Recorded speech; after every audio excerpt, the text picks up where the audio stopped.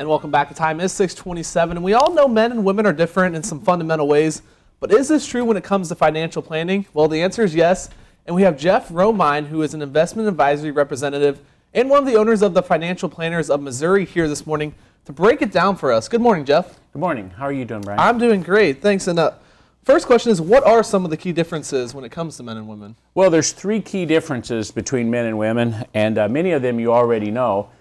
One is that women have longer life expectancies, and this is it's not uncommon for a woman to live 4 to 5 years longer than the average man. Wow. And this poses challenges because they need to stretch their retirement dollars to cover a longer period of time, and they may need long-term care later in their life, and they may have ultimate responsibility for their entire estate. And this means that women have a likelihood of living more years on their own than men.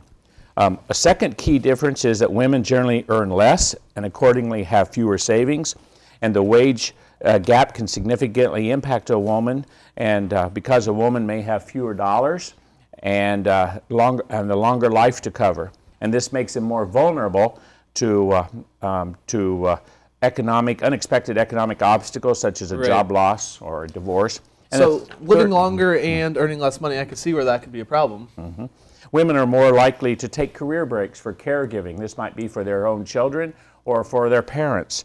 And moving in and out of the workforce can cause lost income and employee benefits, less savings, lower Social Security, tougher time finding a job, increased vulnerability in case of divorce or death of a spouse. And to balance work and family, women are more likely to request flexible, reduced work schedules.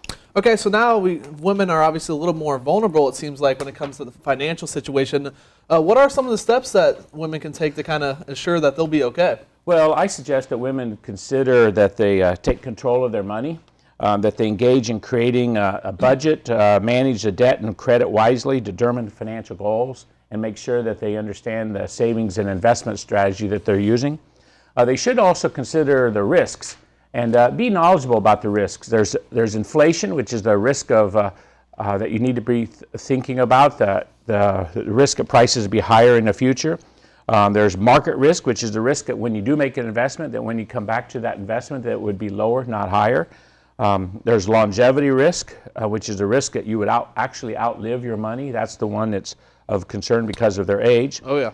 And then there's also survivor risk, in that they would actually be the only ones surviving at the end of their life. They need to become knowledgeable investors, be familiar with the investment language and the terms, and be willing to ask questions, be willing to make mistakes, and seek help and work with financial professionals that will help educate them about their investment choices and the risks. And then a fourth one is develop a plan for retirement. Be sure to develop a well thought out plan, understand the cash flow that's going to come into them when they're in a retirement, and understand their cost of living. And their cost of living in retirement will be perhaps less, but we advocate that you plan on 2/3 or 3/4 of your cost of living in retirement, as you may have experienced when you were working. And then the last one would be, thing that they could do would be sure to be familiar with their estate plan in the event that there is an estate later in their life, to ensure that their personal and financial wishes are carried out in the event that they're injured or have death or need and the estate documents here, they need to be aware of a will, trust, durable power of attorney. So a woman really holds the key. So yeah, and this is good information, and you kind of want to do this earlier too and think about it, because if you wait a few years, like, I mean, even at my age, it's good to start thinking about this kind of stuff, because 20 years down the road will come real fast. Absolutely, and you want to prepare yourself, and each year seems to go more quickly, and yeah, you'd want to prepare yourself. You'd want to think about the sorts of things that you want to do in your retirement and your later years. You'd want to think about how you'd like to have your resources allocated and spent and delivered to your children. So. All right, well, thanks a lot, Jeff. We'll post all of this information on our website as well as Jeff's. Just head on over to heartlandconnection.com later this morning and click on the neighborhood tab of our homepage for that.